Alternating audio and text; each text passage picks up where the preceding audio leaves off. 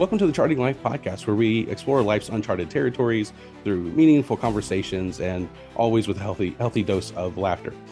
So before we get into this episode, I do want to make sure that ask that you interact with the episode because this will enhance the experience. It builds community and helps with the algorithms as well. So if something catches your attention where you have a thought or a story you want to share, enter that in the comments. That helps quite a bit. The liking, the subscribing, and if at some point in this episode something reminds you of somebody that you know, go ahead and share that with them individually. I think that helps quite a bit as well. So without further ado, if I can talk correctly, today we have with us Catherine Cowell.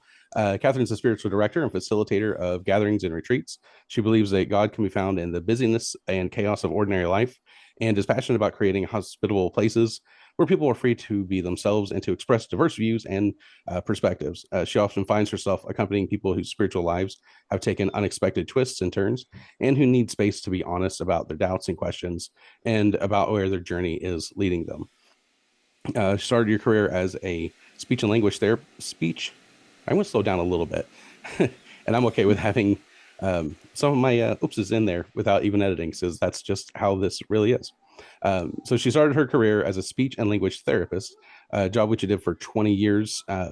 While there, you led a number of teams and managed departments for several years. Then you trained as a life coach, working mainly with Christians, setting up innovative missional projects.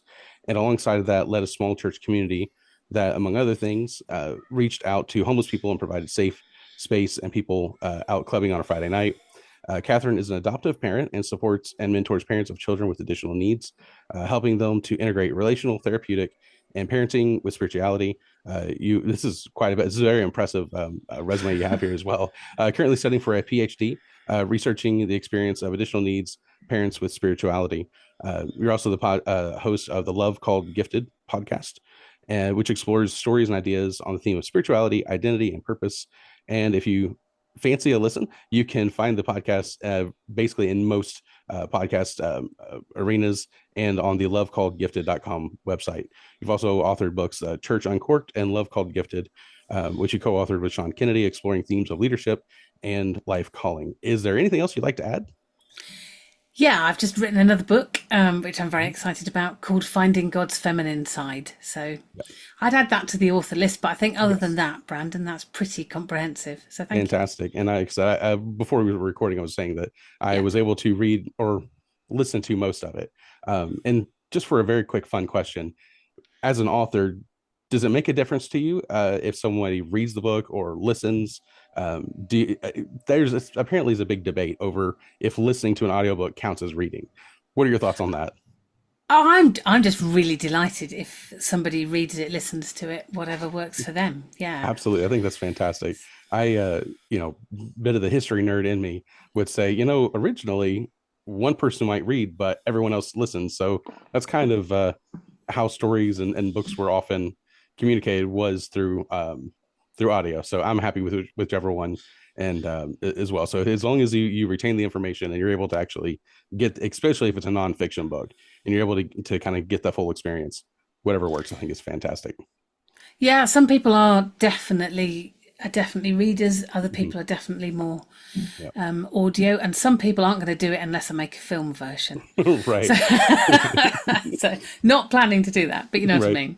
Well, you never know. Documentaries or things might, who knows? But I understand that. Okay, so let's do, I guess, a brief background introduction so our guests can kind of get to know you a little bit. What was your family life growing up, and do you have a fun story or a very memorable part of childhood that kind of brings to mind today?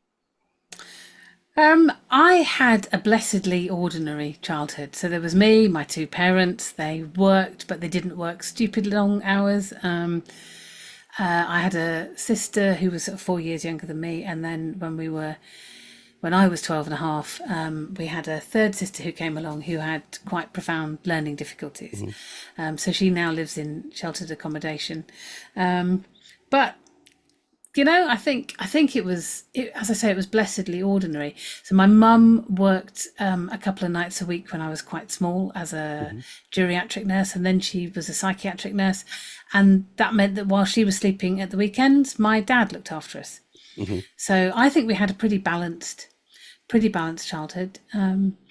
and pretty ordinary. And I say that partly because I know that that isn't everybody's experience, and Right. I really know what a blessing that's been. I was trying to think of funny stories, and that's always tricky, isn't it? Sure. I used to have a little tricycle, and I used to love my little tricycle. I would ride it up and down mountains in Wales and all over the place. I think that was one of my favourite things when I was Mm. small. And on your list, you didn't specifically say funny story. Sure. Yeah. And I was thinking what was kind of significant for me. And Mhm. actually, what was really significant for me is that I had an aunt who was perhaps 8 years older than me, so kind of at the next stage of life, but not proper kind of old auntie aunt. Mhm. And she was going to university when I was growing up, and she was the first person in our family who had been away to college. And I really enjoyed school and I really enjoyed learning. And her role modelling of going away to university was really significant for me. I just assumed that I would, and I had no particular reason to. Nobody else had. And I think that was one of the things that kind of helped to shape my life. Mhm. Yeah, that's great. I know. I think it was kind of interesting. This may even be a topic we might explore a little bit. But my wife's mother, well, the my wife is one of four daughters, and so her mom basically was very intentional about raising every single one of their daughters as don't feel like you have to be trapped under the patriarchal structure to some degree. Like you can live in. She basically wanted them all to be independent, and then that way they can make Mm. whatever choice they wanted to in life. Because my wife's uh, her parents were older, her grandparents were older when they had them, and so they're like so. For example, my wife's grandfather, who passed away before she ever met her, he was too old to fight in World War II. So Mm. it's just kind of interesting how how much some of that stuff shapes us, and even through generations of our family too. But that's one thing I always really appreciate about my mother-in-law was that she wanted to make sure her daughters weren't they had whatever choice they wanted to, and so the part of that was education. And Yeah. I think that's a really big deal. And I know we're kind of jumping almost into the deep end right away, so let's kind of swim to shore for a moment before we go back out there as well. And I do like to ask sometimes about traveling experiences. Have you had much travel experience, or have you been pretty much locally for most of your life? I have done bits and pieces of travel. Mhm. One of the most significant bits of travel that I did was going to Kosovo about 10 months after Mhm. the war finished. Okay. Yeah. So if you know that there was a genocide of the sort of Kosovars in Kosovo, the Muslim folks, Hmm. and when we got there, all of the Serbians' houses had been burnt out, presumably in retaliation for the fact that there had been genocide. So it had all been quite a mess. And we went and did kids work and stuff, and organised games and things for local children. And we were doing this on a kind of a piece of sort of waste ground near where there was an enormous hole that had been dug with the intention that this is where we will put the people that we shoot. Mm. And they hadn't got to that. But there was a mum there with a couple of small children just watching. They were just stood there watching these games going on. And we went and had a conversation with her and said, would your children like to join in? And she said, no, no, no. I just wanted them to see children playing because they haven't seen that in their lives yet, Right. which blew us away, really. Yeah. So things we Yeah, take for granted, absolutely. yeah, That yeah, is that's a pretty big deal. The fact that they had never seen any children playing. yeah, Um, so that's tough. yeah, yeah. So that's a travel experience I've Yeah. remembered. Absolutely. And that's one of those ones I think will definitely stick with you for quite some time as well. Um, so today, I want to again. There's so many different ways we can go with the Yeah. conversation today, and I absolutely love that. But I think we're going to first start off with the idea of calling, maybe a little bit based off of your podcast, Love Called Gifted. Mm. What got you into that, I guess, desire for pursuing this as either not just as a podcast, but also as an interest for yourself? So, what got you started in that journey? It was sort of two tracks of things running at once. One was being very aware that if you're part of an organisation or a church in particular, Hmm. there is quite a tendency for those things to be run in a way which sort of says, we have somebody, there's somebody at the front, usually a bloke, who has a vision. And the idea is that you work out which part you're going to play in this grand vision, which is fine if you've got a passion and a calling that fits with that. But it's not so good if you don't. So I was doing some work with a friend of mine called Sean Kennedy, who I ended up writing some books with. And I'd got a gig doing facilitating a meeting for a local church, and they wanted to talk about how are we going to reach our local council estate, how are we going to reach the people around us. And I spoke to my friend and colleague Sean and said, will you come and run this workshop with me? And his awkward answer, I do like people who ask awkward questions and have awkward perspectives, because it so often opens things up.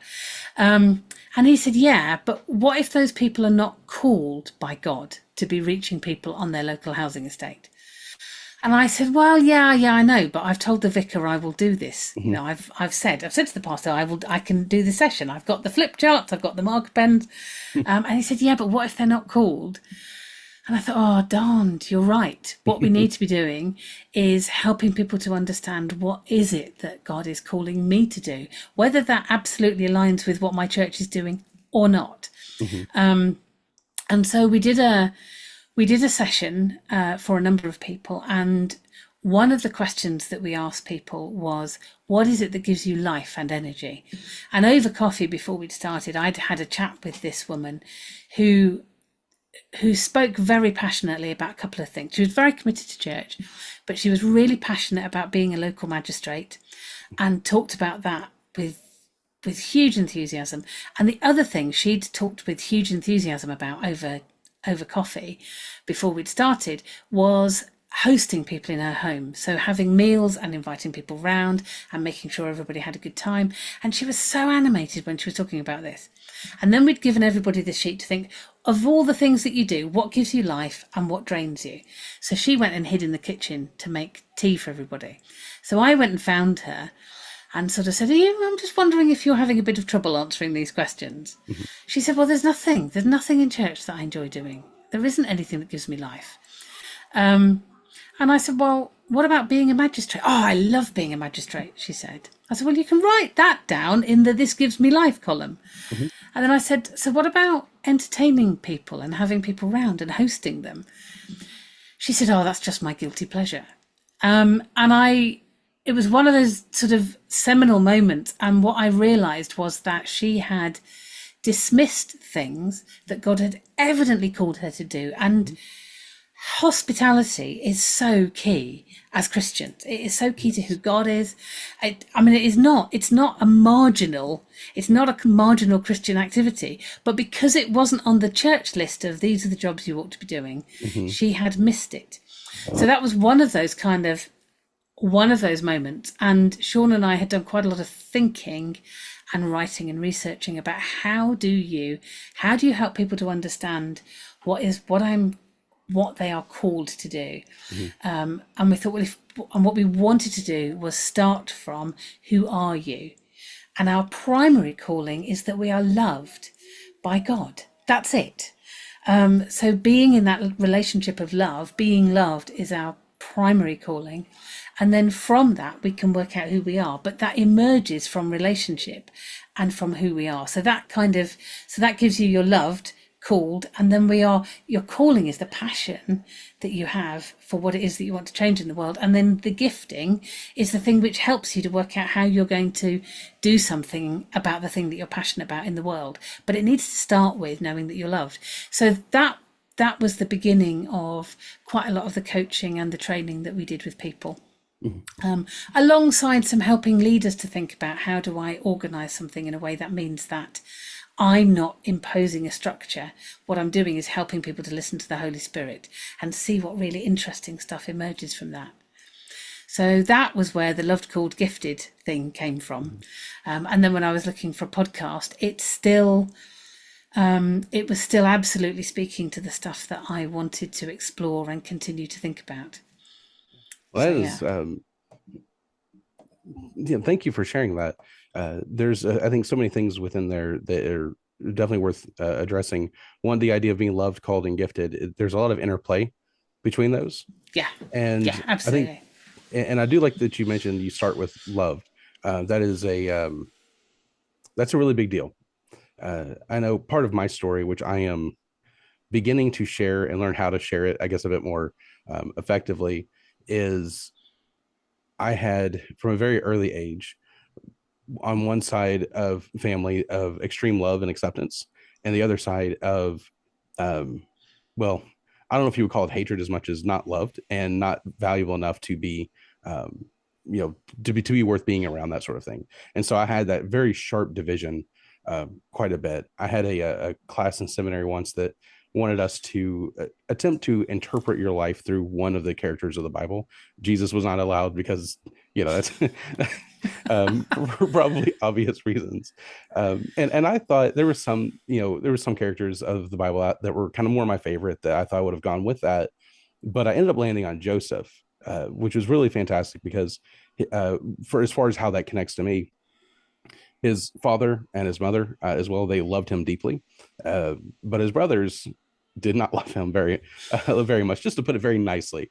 His Yeah. brothers were very much against him, and for anyone who's not familiar with the story, you can go be able to read it in the latter half of Genesis. And his brothers basically were going to kill him, but their older brother had a little bit of sense and said, let's at least just spare his life by selling him into slavery. And God did wonderful things through Joseph, even though he had a very rough life through that. And so as far as that, for me, I've recently come to the part where I can kind of harmonize both parts of myself, the part that was loved and the part that was um, not seen as valuable enough to stick around for. Mm. And I've been able to kind of harmonize that and understand that I am loved and I am valuable enough just in my own right. And that's even, before we get into, theology of the Imago Dei, where we're creating God's image too. But I'm starting to see where that is, where I have value, not just in what I do or am able to produce. And that has Mm. been very life changing for me. And that's even just over the last few weeks where I've really been able to start connecting those dots in a way that is very fruitful. And so, again, I like how you said you start with loved, knowing that you're loved, and then you can go into calling and giftedness. And I believe that there's probably for many people, there's several stops along their journey where they maybe have to go back to one or the other ones. They maybe need to go back to the part reminding that that they are loved and that they can and should be loved.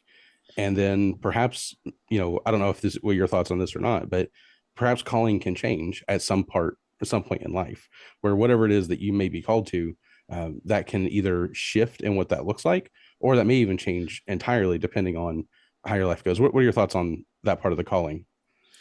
Oh, definitely. I think that what we're called to do does definitely shift and change as we shift and change. So I don't think that there is one moment for most people. There are some people who have kind of a one moment of this is the thing that I'm meant to do for the rest of my life. Mm-hmm. But most of us, I think it's a lot messier than that and a lot less linear. Mm-hmm. So definitely, I think that shifts and changes. Yeah. and it's one of those things that I very much love about God is he gets into the mess with us. And we understand that life is very rarely clean cut, and um it's more often messy than not. And then, again, I love that God comes in the middle of that as well. Let me ask you a question. And my wife said I had permission to say that it is her in this. I always want to make sure I honor that and ask, is it okay if I share this particular aspect about your life or not? And she's always felt like one that um, she just never felt like she was called to do anything. She never really could find that. And she's a brilliant person. But when it came to, you know, calling or what you're supposed to do when you're in high school, there's a really big push of figure out what you're going to do for the rest of your life by the time you're 17, 18 years old. And there was some test that she took where at her school. And part of that test said that, well, your best bet is either going to be a plumber or a fish cutter. And like, okay, that is interesting. So what in the world did that come from? And she's, of course, if she wanted to either one of those, she could, but she is absolutely brilliant and can do pretty much anything that she wanted. So she's never felt that intense, drive or desire, or even that just that calling, however you would call that, about it's interesting. One of the best things that she always felt is she just wanted to be to be a mother, and I often really kind of lean into that. And then, but as far as life being messy, in her mind, her vision, she had um, plenty of kids as long as multiples of two, like 2, 4, 6, whatever. That's how she wanted it. But we only ever we're able to have one child, and so that there's plenty of times along life that we've had to shift what our expectations were, what our thoughts were, and, as far as just based upon what reality is showing. But I know she just said that she never really felt there was a calling to do anything in particular, and for a long time she just felt broken because everyone felt like they Mm, had some kind of calling, and it took her a little while to realize. Even now, she doesn't have that strong sense of calling, although she does have plenty of giftedness to yeah. her. But and I would there again, there's a couple of different ways we can go with that. But if somebody's struggling with calling, do you think their giftedness it might indicate their calling, or is that something that should always come after? Um, I think things often go in more than one direction. Hmm. So it's always a bit of it's a puzzle, isn't it? And you can Hmm. find your way through it. I one of the things that quite often gets in our way is that we're given a fairly kind of clear sense of what it means to be called, Hmm. and actually some of what it means is not. It's not necessarily kind of a big long-term thing. I think Hmm. quite often it's about attending to what is it that I'm passionate about, what is it that I want to do, because quite often our desires are things that God has placed within us. Hmm. And going back to that earlier question, what is it that gives me life? Hmm. What is it that helps me to feel alive? And not everybody has. I could stick this on my office door kind of Hmm. calling. I am pastor, doctor, nurse. Right. So sometimes it's more about the kind of person that you are. Hmm. So these days, I would I would say that a really core part of who I am is that I am somebody who sits and listens to people and has really good conversations. That's not going on anybody's door. Right. It's a pretty long, title plaque to put on there. It would be, and it also doesn't Mhm. kind of it doesn't fit. Right. So sometimes it's about thinking, okay, so what is it that I really care about? What are my values? And am I going to make sure that what I'm doing is in line with what is really important to me? Sometimes for some people, I think that particularly being a woman in a patriarchal society, even if we've had family that have been really good at helping Mhm. us not to feel squished by things, that Mhm.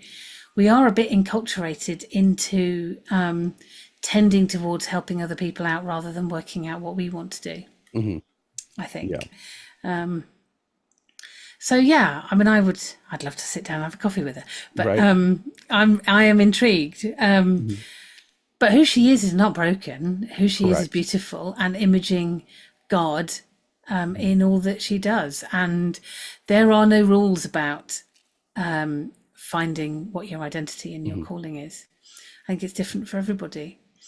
And it generally comprises a number of different things that sort of come together for us. Mhm. So, something which is motivating, that you kind of have an intrinsic motivation towards, something which you can get better at that you really enjoy, something that you can do in community with other people, Mhm. something which has a deep sense of meaning for you, and something where you sense that you are contributing to something that's greater than yourself. Mhm. And if you've got all five of those going on, then you are likely to absolutely be in your sweet spot. Absolutely. And would you mind mentioning those five one more time? I just want to make sure I put an emphasis on those. Yeah. And I can't promise to do them in the right order. Or Sure. Sure. something that you are good at, something that you can Mhm. develop mastery for, something which you enjoy getting better at. Mhm. And then secondly, something which is motivating for you, Mhm. that kind of gets you up in the morning. You think, no, I really like to do this. Something which has meaning beyond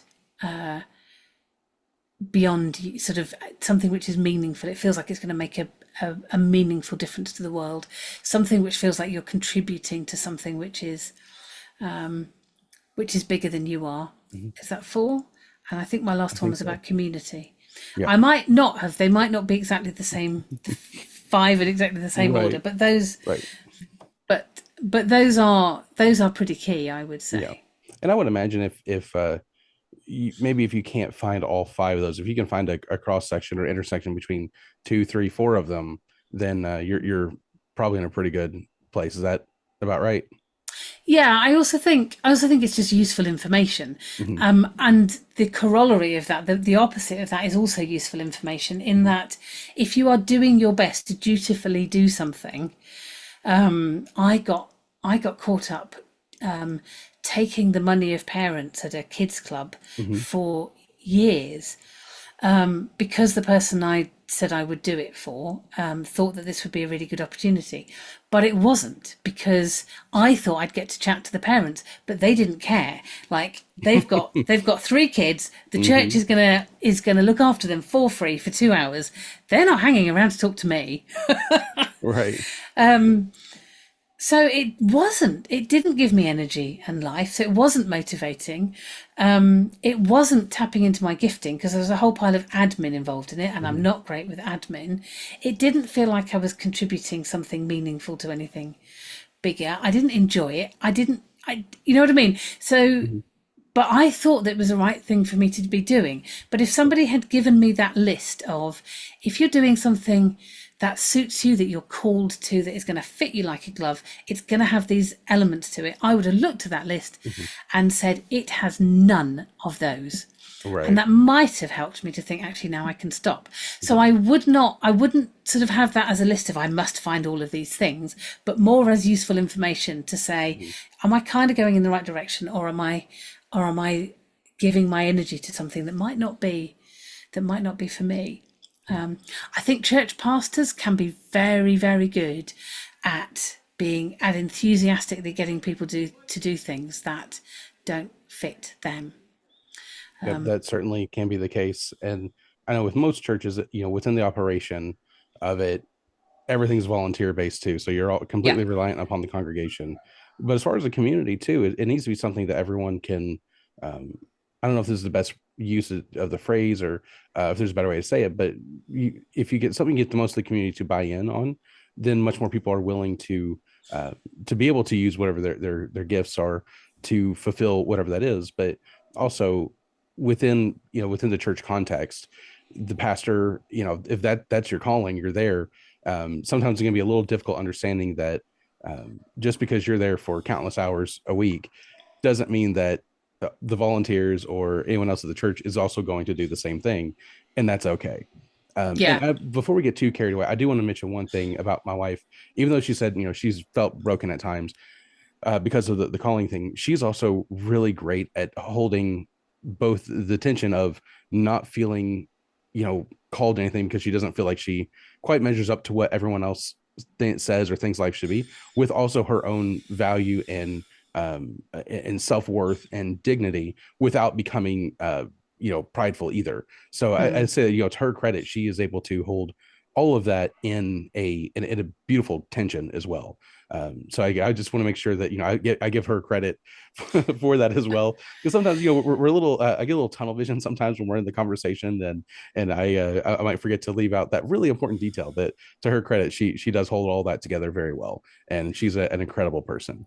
yeah. I think the key thing, one of the things that you said there that really stood out to me, is her life not measuring up to what other people think it ought to Hmm. be. Well, that's fine. Right, exactly, They don't exactly. have the Yeah. they don't have the list. And what we regard as calling, often we've got a fairly small list, and then people whose calling doesn't fit neatly into that often feel quite left out. So one of the first podcasts I did was with somebody who used to come and clean for me at home because I'm a bit naff at it. So it's really helpful to have some support, particularly when my kids were smaller and they were really Yes. challenging because of their additional needs. And she was fantastic. She was absolutely brilliant, did a really, really good job. And what she brought into our home for those couple of hours of for those couple of hours a week when she came and cleaned was just indescribably beautiful.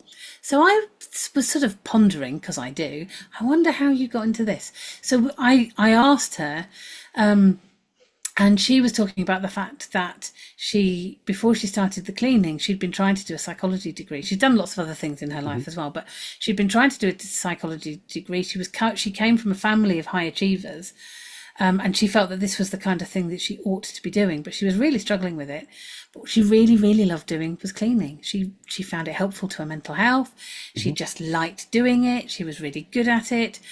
And so she took the brave step to say, well, actually, this is what I'm going to do. Now, she has a calling. Hmm. That is her calling. And the way that she exercises it makes a huge difference. And then I did a podcast with someone who's a hairdresser. And again, that isn't top of your list of great Christian callings. Right.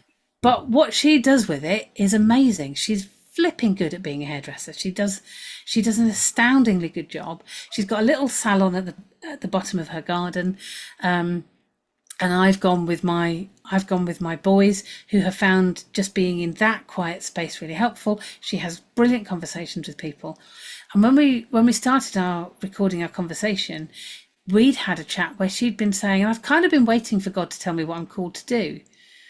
I was thinking, I think you might be doing what you're called to do.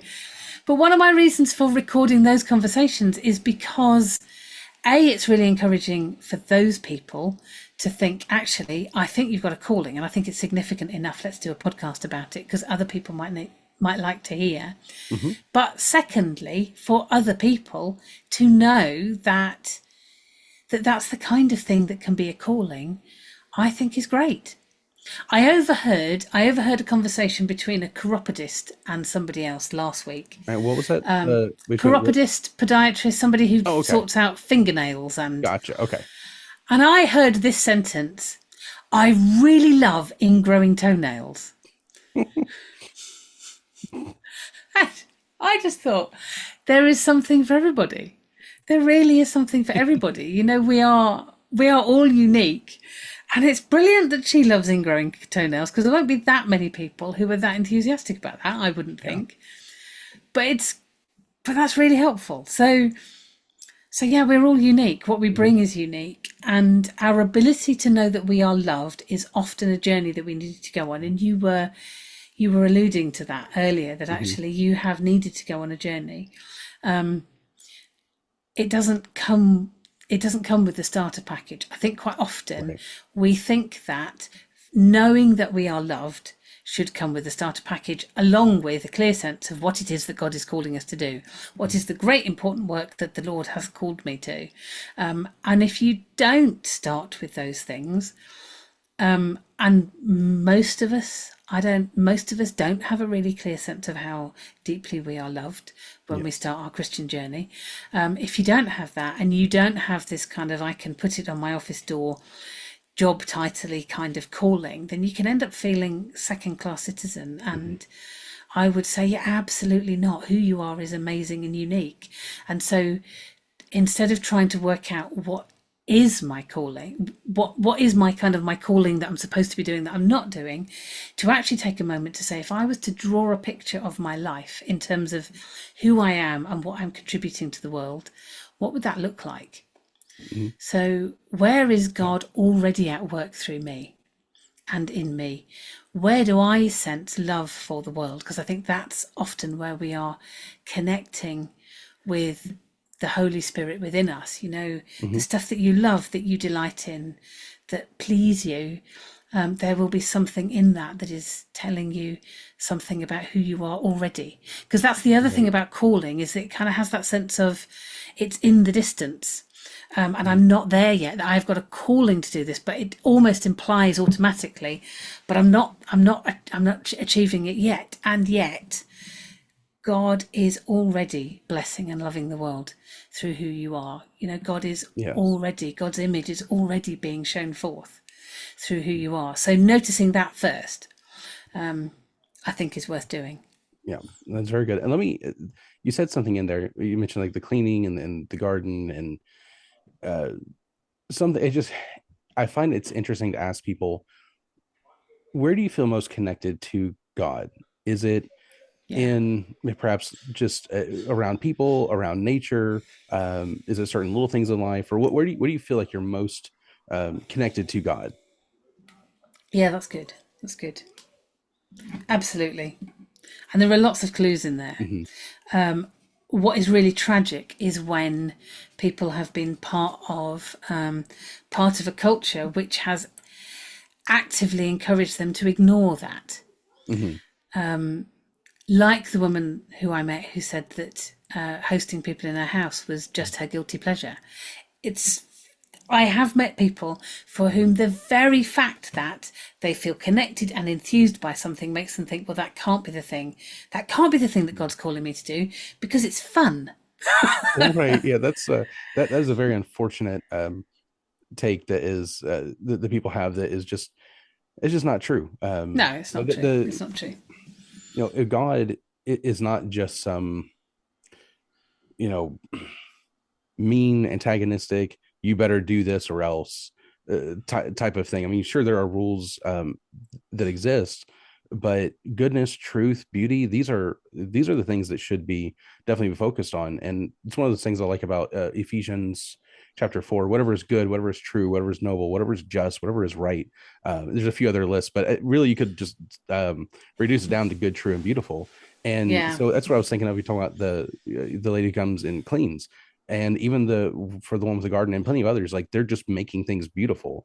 Well, Yes. that is a godly thing that's being done. And maybe that's where we got the idea of cleanliness is next to godliness. But I think that also often reverts back to what we were just saying, where if it's not, it has to be complete organized structure, and Mm. these are the very rigid rules that you have to follow this, and that definitely devolves to a point where we don't want it. But yeah, wherever there is, if you're enjoying something, and that goes back to what you were saying, if it energizes you or gives you life, that Yeah. is that's definitely, uh, if nothing else, a very big clue.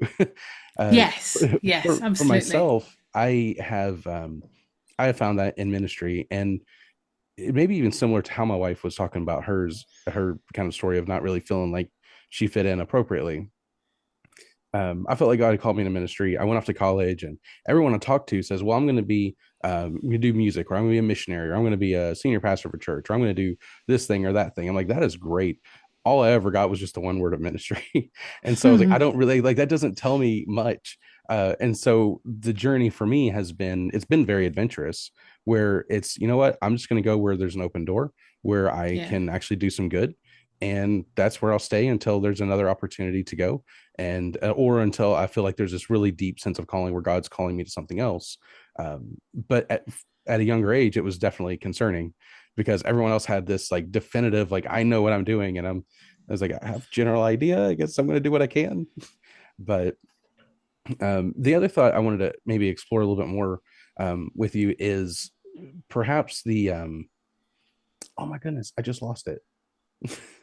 Oh, right. So if you are perhaps in a dysfunctional relationship with yourself or with the world or however that may be, um, I think it's very possible that you're still gaining things that are beneficial.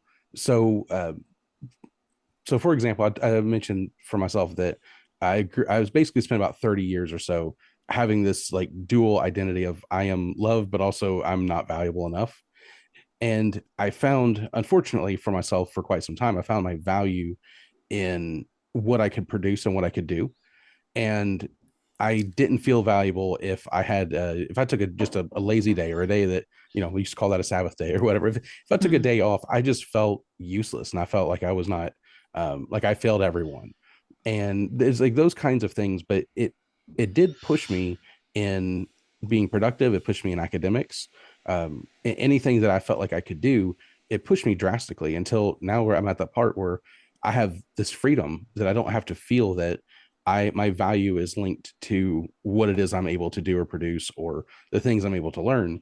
But through that journey of dysfunction, now that I'm getting to a point of healing, I can take all those things that I have gained over the last several years and be able to use them appropriately now. Yeah.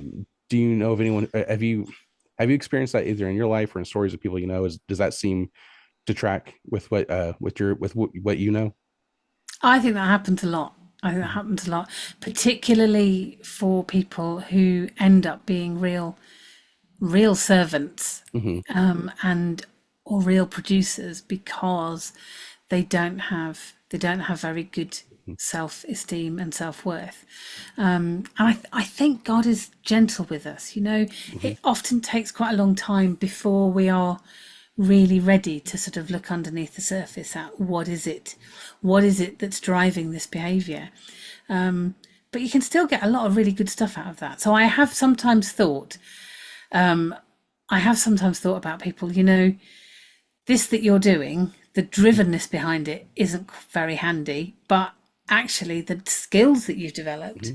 and the resilience that you've got and the ability to work hard, that's all amazing stuff. And I think those things probably could have developed anyway if somebody was healed and whole, and probably it would have been less painful and less Hmm. driven, and they probably could have taken breaks more often. Hmm. There are lots of people who would have avoided nervous breakdowns and Yeah. kind of periods of depression if Yeah.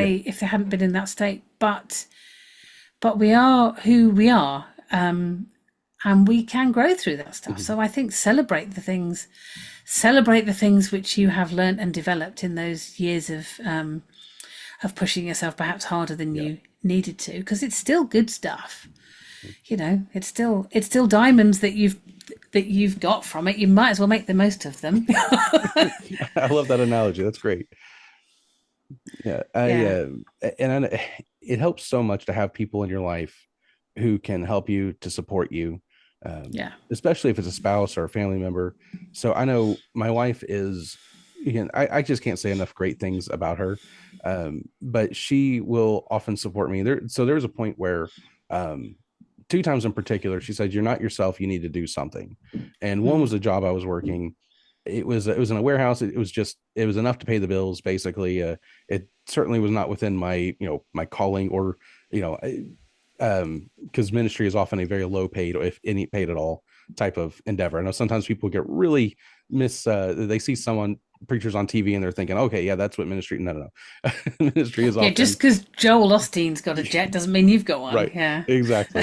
But so oftentimes, if someone's a minister, they have to work, another job. And so that's kind of my situation where, I was working a job and they moved to like an assembly line type of process. And my brain is just not wired for that.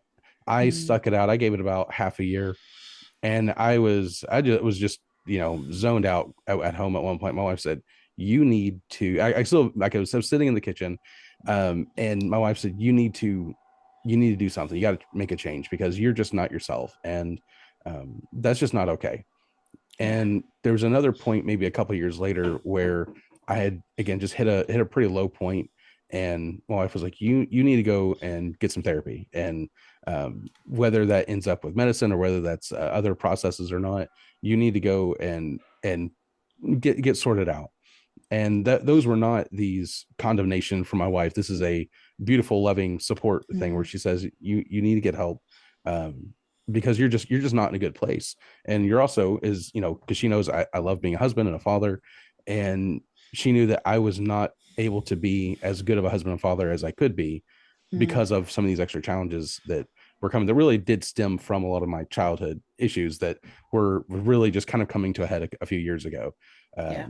But so it really helps to have somebody who can really help to point out where there is some gaps in, in life and love and giftedness, all of those sort of things. It goes beyond just love and calling and that, um, but I also noticed, and maybe we're shifting a little bit here, but with my wife and I, we also found that dealing with our son, every parent's going to have a filter that gets, I call the filter gets clogged up. And so you allow so many things to go through, you're able to be fine. And then it kind of becomes a boiling point. And my wife and I have always been really good at transitioning. So if I'm starting to get to my Mm, boiling point, my level where I'm like, okay, there's only so much more I can take, we will just take turns, and then she'll step in, and I'll be able to go cool off for a bit, and we're able to yeah. kind of restructure and resettle, and vice versa too. So, um, anyways, I know we spun off a little bit there, but those are just some interesting stories I think are helpful, and just the idea that we really need somebody else. No person is or really should be an island, and Mm, part of our and that goes back to your idea of community. Is yeah. there a communal aspect to what it is that you're looking to do, or can it help individuals or community, that sort of thing?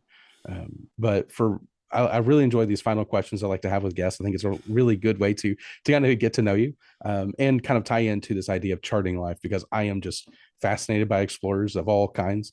Mm. So if you are, let's say, assume there's an island that has been popped up somewhere, and someone needs to go and explore the island, you're being tapped on the shoulder to do it, and you have five people, living or dead, real people to take with you, with the only caveats is one person to tell your story, and one other person to help you survive the island, and then three other miscellaneous people, however you want to bring. What five people are you bringing with you? Right. Okay. So the person who's going to help me to survive, there was somebody called Hannah Hawkswell who Mhm.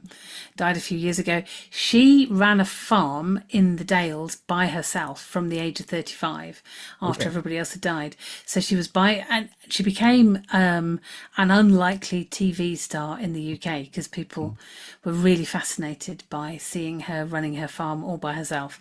And I just think if I need somebody on an island to help Mhm. make things grow, then that's who I'm going for. Somebody to tell my story. I was tossing up between Sue Monk Kidd and Barbara Brown Taylor because I think they both write brilliantly. I Mhm. suspect Barbara Brown Taylor's a little bit more extrovert, Okay. so I might get some more conversations out of her. Mhm. I would Victoria Wood, female comedian, makes me giggle a lot. So I think that that would just be really, really good to have along. And then Marie Curie, just Oh, sure. fantastic, Mhm. fantastic scientist. But not only a fantastic scientist and thinker, but somebody prepared to work hard. So the discoveries that they made of radium involved her and Pierre shoveling huge amounts of pitch tar Mhm. in order to find these little tiny bits of elements that they then refined. But they were basically Right. working in a cold shed 4 hours, shoveling and shoveling and refining. It was just Mhm. really backbreaking Yes. work, which makes me think that she's both got the brains and might be quite useful. I would hope So so. I think they would be my people. Although actually, the people I would want to take would be my husband and my two boys. I think they would win out of all of the imaginary Yes. people. All right. And on your journey to this island, what crop are you bringing with you to help sustain life and to or to enjoy? Potatoes. Potatoes. All right. Potatoes, you can get a lot more calories per acre with potatoes. They're really easy to grow. Um, and they're almost a complete food group. So if you've got Mhm. potatoes and cheese, you've got a complete diet. And I think Hannah will help us to milk something. So I think we're going to have Yes. cheese. Yep. Absolutely. That's interesting. You mentioned potato. That you're the second person who's mentioned some kind of potato. The first, I had a homesteader, a friend of mine, and he said sweet potatoes. So, but anyways, I think that's just kind of an interesting, really good choice there. Yeah. And if you could spend the next year of your life focusing and improving one aspect of your life, what would that be? That would be my ability to delight in the thing which I'm doing now. And for me, that is about, underneath that is about love, Mhm. being loved by God, loving the world and the people Mhm. and the incredible stuff that God made. Yeah. So yeah, but just there is so much to delight in, Brandon. There is so much, and so delighting in the thing that there is now in front of me here. No, That'd be that is cool. that's a great one for sure. Um, in life, there can be lots of opportunities presented to us. How do you personally decide which ones are worth pursuing and which ones are maybe shelving? Do I want to do it? Is the Okay, first thing. sure. Do I think it'll be fun? Is it going to make a difference to the world? Does it fit my personality and my passion? And is it not going to cause a train wreck of other things? Mhm. So somebody said, "Oh, you could go and work in, You go and work in Massachusetts for 2 years. Well, actually, that would make a train wreck of my family because they don't Right, want to come. right. So, yeah, but yeah, what do I fancy doing? What will give me life? What will I enjoy? Mhm. When was the last time you laughed till it hurt? I was hosting a retreat last week, and one of the things that we did in the evening was we played a game of Articulate, and it was Mhm. just very, very good fun. That's the thing. I don't know if you know. It's the thing where you have to explain a word to somebody else Mhm. without using the word. And Yes. Uh-huh. yeah, and there were one of the pairs was really, really struggling, and then somebody said that we should do our rounds with different accents, and that Yes. was very, very funny because we discovered that somebody was very, very good at accents. Not only was she very good at them, but she was far more efficient with a Liverpudlian accent than she was in her normal her normal voice. That's So they started to win, but they only started to win when they were using accents, right. and Oh, we all that's liked amazing. this. That was funny. Yeah, I'm actually working on a game with that same kind of premise, but as far as delivering bad news. And so there's things that are serious and very funny types of bad news where you're trying to describe it and they have to guess what it is. And on the accent, I absolutely love that. I love accents and all the flavors of different styles there. And that just reminds me of a time I was helping at a VBS at my church. And it was something that was like boat, high seas related, something of that nature. And I convinced everyone else that we need to do accents for just pick a different accent that you could, passably do. And because I was supposed to be the ship captain, I was kind of coming with this rough, like, not too bad of like this Scottish pirate captain. Like, Yeah. as long as I remembered my lines, when I forgot my lines, I slipped right back into this Kentucky accent that I have. And so we just had a great time. And that definitely produced a lot of laugh for us as well. When was the last time you were moved to tears? Oh, I easily get Mm-hmm. moved. It was actually watching some people on a television program who had all been on a race around the world, Mm-hmm. and had got to know one another quite well during it. And it was just seeing the tenderness of this guy in his 60s Mm-hmm. listening to this young 18-year-old girl talking about their experiences, and and just the love and the tenderness and the softness on his face. And you knew, having kind of followed them, that part of that was about his journey and where he had travelled to as a person. Mm-hmm. But yeah, yeah, I think people growing and changing and having that tenderness and love towards one another, that's a bit of a fatal Yeah, combination. yeah, and that's definitely something that brings out a lot of strong emotions there. Um, Yeah. in your opinion, what does it mean to be good? I think it all comes down to love in the end, Mm-hmm. and to be prepared to put love for people above other considerations. That's not about kind of being completely a doormat, Mm-hmm. but I think good people are people of integrity and authenticity and wisdom who are guided by love. Good. And thank you. That's a slightly different nuance to other answers I've had. So that's one of the reasons why I definitely like these questions. And then the Mm. last one would be, let's assume things unfortunately go sideways on your expedition to the island, and you have a very brief amount of room where you can write a letter to your to any friends or loved ones back at home. After you get past the goodbyes and I love yous, what's the last piece of advice you would leave? I would want to say you are incredible and unique. You are valuable as you are already. Already, who you are is great. So enjoy being you, um, and trust your instincts. Most of the time, you're probably right. Good. Again, thank you so much. This has been a very fascinating conversation. We've covered a very wide ranging bit. So I'm very excited about this. Uh, so where can listeners find you, whether it's your podcast or your books or anything else that you produce? I'll go ahead and let you maybe give you a real quick, give yourself an ad or a commercial about it, and then just tell them where they can find you. I'm not brilliant at ads and That's commercials, okay. but I'm not either. but if you've enjoyed listening to this conversation, then there might be other things that I do that you might find interesting. Particularly if you found the stuff about the feminine intriguing, then my book is called Finding God's Feminine Side. You can get it on Audible if you want to listen, or you can find it on Amazon. And everything else, if you just look for lovedcalledgifted.com, then you'll find your way to my website. And the Loved Called Gifted podcast, if you've got a podcast app, you can just look that up and you will find it. So lovedcalledgifted.com. Yep. Thank you very much. And again, anything that if this sparked any interest, and you definitely go check out all of her everything she has that she has to offer.